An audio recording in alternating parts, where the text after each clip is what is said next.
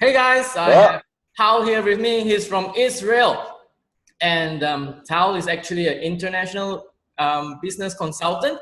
He helps people market their products in different markets around the world, including Asia, Europe, America. So Tal, tell us something about yourself. Hi guys, my name is Tal. I'm 37 years old from Israel.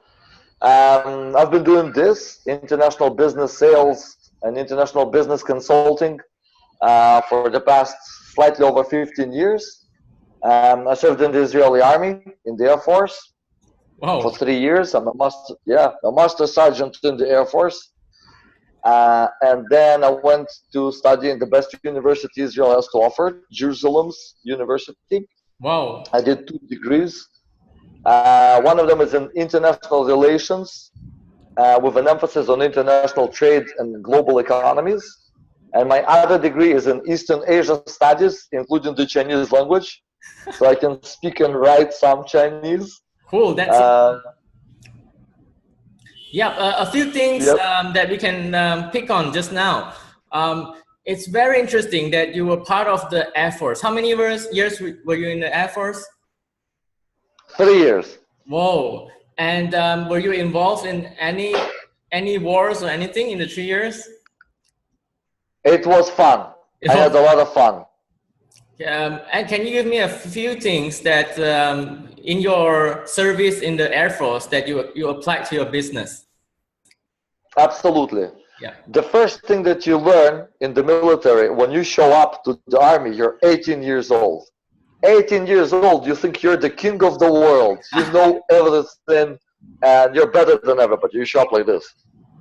And the first thing that you do, you get a sergeant that's much bigger than you, Yeah. much stronger than you.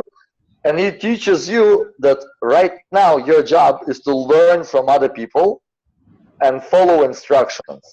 Wow. So this is a very, very important lesson I learned for business. Always be learning. Always assume that there's more information for you to learn. Cool. And after that, build a plan based on that information, implement, and leave some space for improvisation. Cool. I think that's the best thing. As a marketer, I learn every day. Every day I'm in a car driving. Every day I'm eating whatever. I'm listening to a podcast. I'm watching a YouTube video just to improve my skill. But it's for me, it's a habit that I built throughout the years. So when you build a habit, it's like you are brushing your teeth. You don't think about it anymore. You don't have to even force yourself. You will look for toothpaste or something to do with your teeth. So when learning becomes your habit, it can be a good for your business or good for your career. Absolutely. And Yeah. the best way to do that, if like I have my day planned. First thing in the morning, I answer people's emails that I received overnight. Yeah. And the next thing that I do, I have an hour and a half of learning. I just sit Wow. and I learn. What do you learn? Like podcasts or books? Or what do you do? Depends, both video, audio, and reading. I like reading books. Nice. So I know that you have experience marketing to Asia, and I'm from Asia, and I think you have extensive experience going to the market, which is in China. So tell us what are your thoughts on this market, because a lot of people have been asking questions and have been wanting to venture into possibly the biggest market in the world. So what are your thoughts on this market? So my thoughts, not on this market, but in general, I receive this question pretty much a couple of times every single day. Yeah. People coming up and they're saying, I want to go to China. Yeah. And then I say, why? Why do you want to go to China? And they say, well, it's a big market.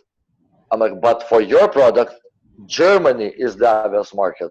Yeah. Or Brazil. Why would you go to China? And then people take a step back and they say, oh, you're right. China is not one market. Beijing is not the same as Guangzhou, and it's not the same as Fujian. Shenzhen. Every province is a different market, different Wow. people, different language, and different mentality. So the concept of selling to China is a mistake. There's no Yeah, China. I think so too. There's no China.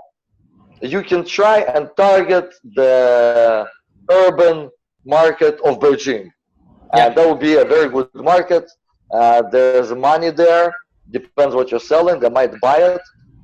Um, but so far, from what I've seen in Asia, um, Korea is a much easier market. Japan is an easier market because China is very segmented. There's very different segments in different provinces, but it's a good market. They're paying well, and there's a lot of people there. someone asked me recently on a podcast as well, how how do they do marketing in Asia? And my advice was prepare for diversity, because here in Southeast Asia, even though from Malaysia and Singapore being so close by, we're actually totally very different countries. Indonesia, Malaysia. So I think the same applies for China as well. From the north to the south to different cities, like you say, segmentation is actually all very diverse. And yeah, why do you say that Korea and Japan, right, is a good market to go into? Any market with any product requires a lot of homework, a lot of preparation. You need to do your homework and understand where are you going, and then build a plan of how to go there. From my experience, probably 80% of the companies, they do not do that. A company is selling in France on Instagram, so they say, okay, we're gonna put posts in Chinese on Instagram, and that's gonna sell in China. Like, what? They have a completely different set of social networks, not one social network. They have a set of social networks. So different. They have different. Yeah. Yes, they have different search engines. If your site appears in Google, that doesn't mean anything. You need to manually submit your site to Baidu in China. And people are like, oh, but I did not know that. Japan is smaller market and it's easier because they have, every country has a different business mentality. Yeah. Japanese business mentality is not the Chinese business mentality, it's not the Russian one. So basically what I'm saying is that we need, or one needs to know where he's going and to think twice if he actually wants to go or should be going into that specific market. Cool. And so far I haven't seen many companies that should have been going to China first and not. I always say it's much easier for a Western European country to sell in Western Europe, the United States, then Eastern Europe, and then South America, and then Oceania, Asia Pacific, and then China. Yeah. And China is the last. Leave China for them. People think, oh, that's a huge market. That's like a fifth of the population of the world. Tomorrow I'll be selling there. Like, I think there are a lot of, I know that there are a lot of restrictions when you do business with China in terms of the government, like in terms of getting finances out of the country and also getting business licenses, things like that. It's quite tricky. Whereas if you go to Japan or Korea, it could be a different story, or Malaysia actually. It goes to very insane levels. Like I work a lot with medical device companies. Yeah. So if you get an FDA, the American one, or if you get the CE approval, the European one, you can sell in any country of Europe with some small modifications.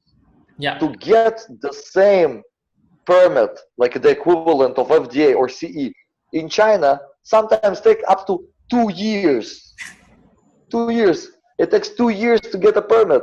Yeah. You're not selling, you don't have a company, you don't have a partnership, you don't see any money. You spend $500,000 only on registration in China. Yeah. I think I experienced something similar as well. So what I do for digital marketing is I go and check out websites and see if they have a Facebook pixel. Basically, it tracks people who are from Facebook who goes to your website. And then I went to Tesla, which is a big brand in the world. You know, Tesla, the cars. And the car. Their website does not have a Facebook pixel. And then I was perplexed. And then I went to see their coding. They have the certificate of the Ministry of Defense China certificate in their website. That's why they can't have the Facebook pixel, which was super interesting for me. And I think they care more about the Baidu SEO than any Google SEO thing. That's pretty much they think that that is the priority market. But to get into China, like you said, you have to do a lot of changes. You have to make a lot of modifications and adapt to the market, whether it's social media, whether it's licenses, or whether it's certain standards. It's a totally different market. It totally is, and it also depends on if you want to go there. Because if your company now going to invest in the next 5 years, and that's what it's going to take. It's going to take several years for you to get into that market. You need to calculate all of those investments into product change, into licensing, into branding and marketing. And then at the end of the day, you'll see that, you know what, maybe it's not worth it that much to go to China. Cool. I get what you say, Tal. And just to get to a more practical question is, how do you identify what is the right market for a product? Is it first, you said Japan and Korea? Is when we discuss this now, you said Japan and Korea, I can see because they have very good economic means. That means the price point is not a problem for them. And what are the factors that you look at to propose a market for a product? The first thing that we do when we approach a client, like I come to a company and I said, this is what we do. We take your product and we're going to make sure that you'll be selling internationally. We are currently several dozen people in the company. We sit down and we brainstorm this together. What is the right market for this company and for this specific product? It's not a one-man job, so there's no gold rule. The only way to do it is by knowledge, by reading, by feeling the market. And those 30 people in our company, we live all over the globe. I work with people in China and Japan and Korea and Russia, Ukraine, United States, UK, Holland, Belgium. Cool. So you tailor the solution for your client. What is the best market to go to based on experience and all the things that you just mentioned? Absolutely. Cool. Sometimes the company will insist. And the company had in mind that they want to go to a specific market. I came to a greenhouse manufacturer in Israel, a leading brand, and they had in mind set up that they are going to sell in Eastern Europe, and that's it. So when I showed up and I looked at their price, and I said, listen, your cheapest greenhouse is $500 US. In Western Europe, that's 1/5 of a monthly paycheck. But in Russia, that's 2 months. 2 months worth of pay. Nobody's gonna take 2 months of their paycheck to buy a greenhouse. Now let's look at the competition. In Western Europe, for $500, you have 1-2 competitors maybe, and everybody else are much worse. In Eastern Europe, you can get the same greenhouse for $20. 20. So it's 20 or 500. Sure, the $20 is much worse, but it does the job. So when you come and you look at all of this, you say, listen, your initial concept of going into Eastern Europe, Russia and Ukraine, it was a wrong idea. Yes, the market is huge. Russia is over 300 million people. The Eastern European, excluding Central European market, is 400 million people. It's a lot of people. It's a huge market. Totally should go there, but not with this product, not with this pricing, and not with your business model. Took the product, take that money that you want to invest into market penetration and go to other countries, either in Asia or other new markets in Western Europe, like Scandinavia, for example. Cool, I get you. It's the same here in Southeast Asia where I experienced. In Malaysia, and the economic situation with Malaysia, Singapore, and Indonesia is like almost heaven and earth because of the poverty, the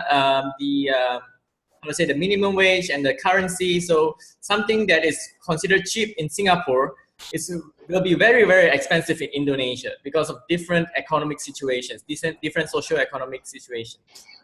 Yeah, yeah. So cool. But still, even if the economic situation is very bad, you look at the market. Let's say there's a market of 400 million people, and they are very low income market. Let's say that they're still eating, right? They still eat tomatoes. Yeah. So where are they getting the tomatoes from? Somebody is selling those tomatoes into those markets. Yeah. You know what I mean? You cannot lose an entire like 20% of the global market because of economy. Yeah. You need to come to those markets with the appropriate products at the appropriate time. Yeah. Cool, cool. So Tal, don't need to name any names because you've been giving me a lot of good points in this call. But what is the unique product or that you managed to sell to a unique market? Because you seem to have a lot of experience, like with greenhouses and maybe, I don't know, but tomatoes. But what was one unique product that you can say that you sold to a very unique market? I'll give you an interesting one. Okay, there you go. Yes. So which companies do you know that manufacture shoes? A shoe company, the all American, right? Nike and Adidas and Diadora and Puma, right? I managed to get an Israeli shoe manufacturer into all the big American sporting chains. Wow. An Israeli shoe. Is it sold? And that was a very, yeah, it is still sold in America. Wow. It should be a cool brand. It is a very cool brand. And I also learned a very valuable lesson. And the lesson goes like this. Whatever you think the added value or the advantage of a product in one market is not necessarily the advantage in another. So when I first approached buyers in the States, I said, this shoe is amazing. It can last. We give a 20 years warranty for the shoe. You cannot destroy it. It's like indestructible. 20 years warranty. So the American buyers look at me and say, but an American consumer wants to change his shoes every season. Why? He doesn't want to have shoes for 20 years. And I was young and inexperienced and I had nothing to say to that. I was like mumbling and said, but you can rip it, you can break it.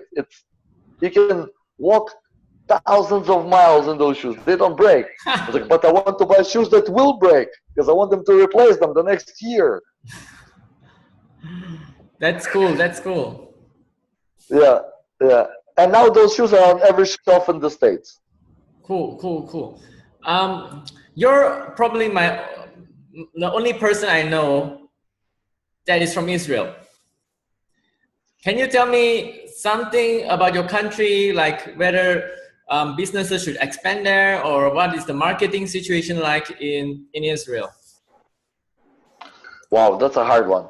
Yeah. Israel is a kind of a small country. We're about 9 million people. 9 million? 9 million, yeah. Wow, that's not a lot, but you guys are no, yeah. Only 9 million people, but you hear about Israel every single day. Yeah. In the news, if it's political, if it's economical. We have a new startup that is selling to major. We have Google and Yahoo and Microsoft and Waze and Intel. Their development centers are like right next to my house. Wow. Yes. We're called the Startup Nation. It's, by the way, it's also the name of a book.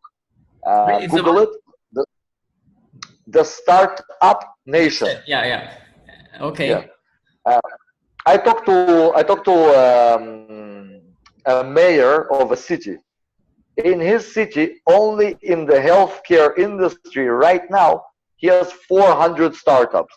Whoa. And it's not and it's not Tel Aviv. It's not even the center. And this guy says, I represent 400 startups only in the healthcare industry. Now, we have several other thousand startups in other areas. But I want to talk about healthcare today. Amazing. Israel is the startup nation. Yeah, we manufacture an insane amount of companies and startup, and mostly in innovation. And we have a unique way of doing business. I talked to my wife about this. My wife is native born American. She's from the United States. Yeah. And she's very cautious when it comes to business. You know, she's, let's plan. Yeah. Let's plan, right? You need to come up with a plan. Yeah. Then you need to come up with a strategy. Yeah. How do you gonna execute the plan?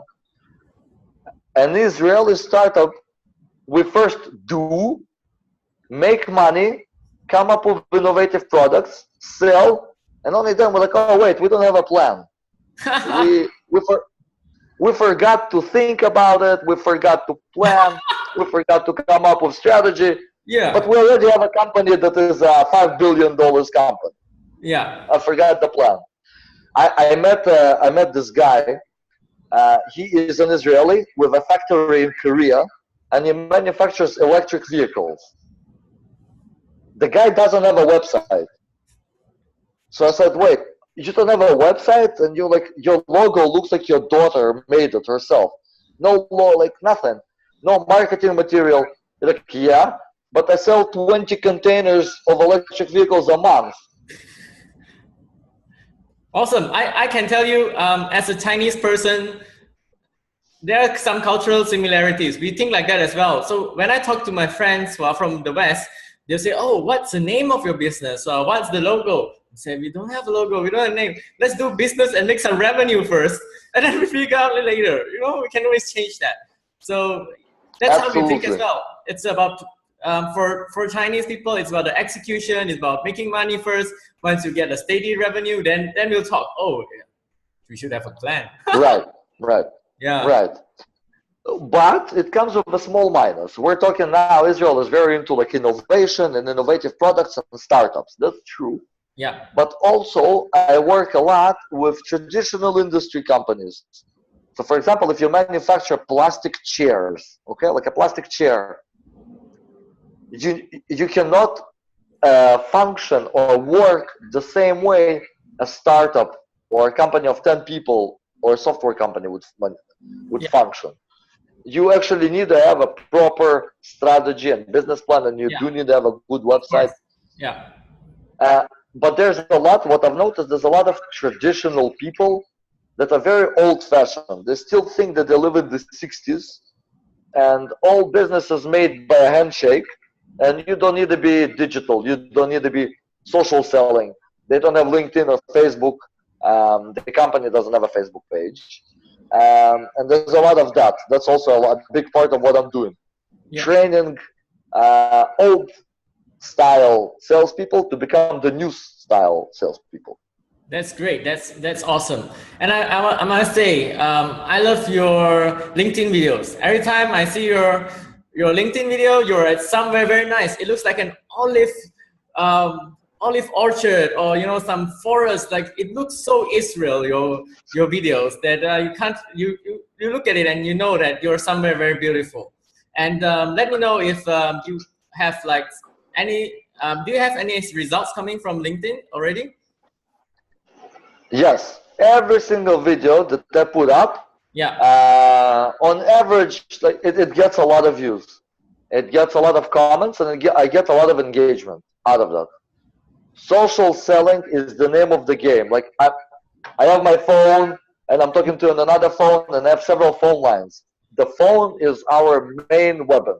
And yeah, I cold call people. I got on a plane.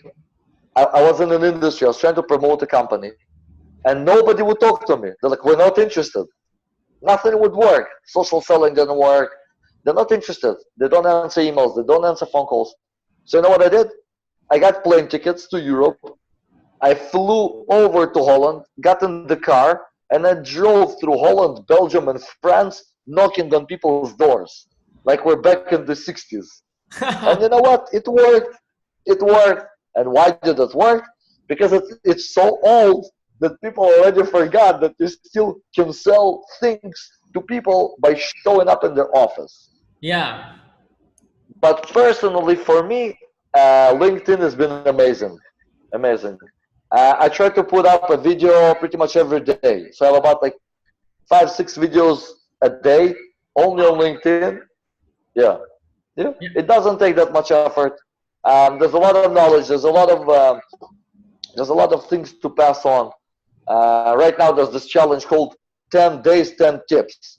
So for the next 10 days, I'm already on my third one. I'm gonna put up a video with a very Wow, specific tip for a market. Yep, how to go international. that's great. Um, Yeah, I look forward yep, to your 10 yep. tips video.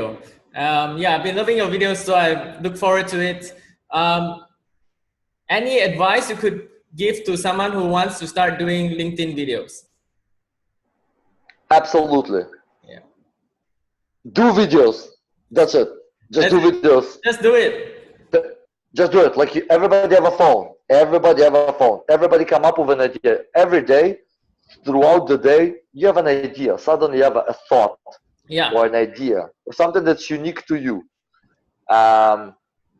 Should I tell, like, I was walking in this fortress and I see this massive cannon, a cannon.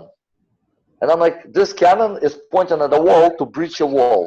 And this is just like sales, you know? A proper salesman, sometimes, if a client is all built up behind the wall, you need a cannon to fire up at the wall. So I take out my phone and I record this, and this is today's video, for example. It Yeah. takes 2 minutes. It takes 2 minutes. Some people have very invested long videos with Yeah. professional Glossy. equipment. Yeah. Yeah, you know, like cameras and microphones. But most of the influencers, most of the authors that we all know, you know, if you look at Keenan just takes out his phone and records a 5 minute video that gets thousands of views, and Yeah. it's such a big influence on everybody's life. Yeah. You never know where your video is gonna take you, who's gonna see it, who's gonna respond to it. I get people like all over the world responding to my videos, and even more later on when I pick up the phone and I call and I say, "Hi, this is Tal." They go, "Tal, I just saw your video. How are you?" And I'm like, "Oh, I'm Awesome. sorry." That's awesome. That's the power of LinkedIn. That's it. It's great. Or I send a message and I'm like, "Thank you for, you know, liking my video." And they're like, "Absolutely, let's do business together. I thought about doing something together." Yeah.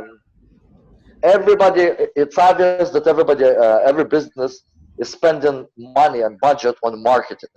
Yeah. But budget or resources are not necessarily money. Sometimes the resource is your time. So when you look at the ROI you get from LinkedIn videos, it's beyond anything else, absolutely beyond. I myself, I get sponsored ads on Facebook and sponsored ads on LinkedIn. You cannot compare organic reach, a video that you pulled up your phone and you filmed yourself at a river in a forest. I hate the videos in the car, by the way. The People car. the car video where people just, you know, put up a seatbelt and they sit in a parking lot Yeah. Yeah. with the phone in a parking lot, and you see people walking behind them. Yeah. Yeah. You know, like, not my style. Yeah. But anyway, a lot of people are seeing those videos. A lot of people are responding, and you haven't invested that much. You've invested 2 minutes of your time, 5 minutes of your time filming, 30 seconds uploading. I think the key Express yourself in, yeah. thoughts. So how I do my daily LinkedIn videos is actually they are just thoughts that I have in my head that I think is pretty interesting that I think I should share with the world. So it can just be a thought about anything from business to marketing, about time management, and you just share it out with the world, and you don't know who will respond or who will who will respond to your video. Absolutely correct. What I want to see, actually, just to share something, is I want to see more of your country. I see a lot of LinkedIn creators from the West or from Australia, but I really want to see, for example, Tal, if you went to the bazaar in Israel, I want to see that. I want to see the local. Have you seen this? That's a video that I have on LinkedIn. Yeah, I want to see the local culture, the bazaars, the streets, the landmarks. I love all those stuff. So I love culture and history. So if you could go to like, hey, I'm in front of this thing, and 2,000 years ago, it used to be a temple and things like that. It'll be like the most amazing video I could ever see. So I want to see that. You're more than welcome to go to my LinkedIn profile and scroll down the videos. I Yeah. have videos from Jerusalem with the Temple Mountain. I have Wow. videos on the Mediterranean Sea, the Jordan River, the Galilee Sea, Oh, I missed that. beaches, forests, crusaders, forests, bazaars. Like the lesson that you learn from a bazaar, you walk in and you see all of those people jumping at you, and they're like, "Why don't you buy this? It's only $100." I'm like, $100? He's like, "Okay, fine. It's only two." Like, so it's 100 or two? He's like, "Okay, it's 50." And it's a very valuable lesson that you learn. That's a LinkedIn video. You look at that and you go, okay, you never hustle your price. You price, you name your price, and you stick with it because you have a value. And if you're not going to do that, you're going to look like this hustler guy from a bazaar from the Middle East. Yeah. That's a great lesson. Every day you can get lessons out of daily life. Absolutely. And you never know when that lesson that you learned and you made a video out of it and you spoke it out into the world, whose life is it going to influence for the better? And what kind of business it's going to bring to you, because people really appreciate your personality. Yes, yes. Yeah. So yeah, LinkedIn videos, why I do it in a fun way and how you do is because before people do business with you, they already know your personality. So you sort of remove or filter out the people who don't like people like yourself because they already know how you talk and your points of view. So sort of turns a cold lead into like a warm lead. So when they do business with you, they know what to expect, and you already build the relationship with them without talking to them. Yes. Yeah. Yes. Absolutely. You know, I don't know. Do you, by the way, you have a lot of people that are liking your videos. Your videos are fantastic. I'm always astonished by those videos. There's dinosaurs and robots and like fantastic. I try to I'm a make big it fun. fan. Yeah. Try to make it fun. It's Great. fun. You Yeah. know, great, because that's the message you're trying. That's the message you're trying to push out. Yeah. You know, I had a professor of implantology, somebody who puts dental implants in your jaw. He said, "Oh, I like your videos. Should I do something fun like that?" And I said, "Dude, you like drilling into people's heads. This is not fun. We need to come up with a better strategy for you." You wanted to do a live video of that. I'm like, I'm not even sure that's like allowed to broadcast. But something interesting. I would watch that. No. I was at that surgery. It was not pleasant. You Yeah. know, like, I thought about that. I thought of like, putting a camera and there's like a patient with a drill in his head. Ooh, I'm like, wow. building this. But no. No. No. Yeah. No. Cool. Nice talking to you, Tal. This has been a good call. I learned so Absolutely. much about marketing to LinkedIn to doing business, and look forward to see more of you on LinkedIn. Absolutely, Bob. You should Right. totally Google me, join me, LinkedIn me, Facebook me. And if you're any, Wishing you a great day. so to my listeners, if you're any business and any market that you want to penetrate or new markets you want to go into, please contact Tal. I'll put his links in the comments below, and we can hook you up. I have the best elevator pitch in the world. I come to a business owner, and it's hard to sell a website or a new logo. I come and I say, "Hi, my name is Tal. I can help you sell in new countries. Do you want to sell more?" What is he going to say? "No, thank you. I have enough money. I'm not interested." Well, Yeah. never happened to me yet. Yes, that's cool. That's cool. All right. Thanks, Tal. Absolutely.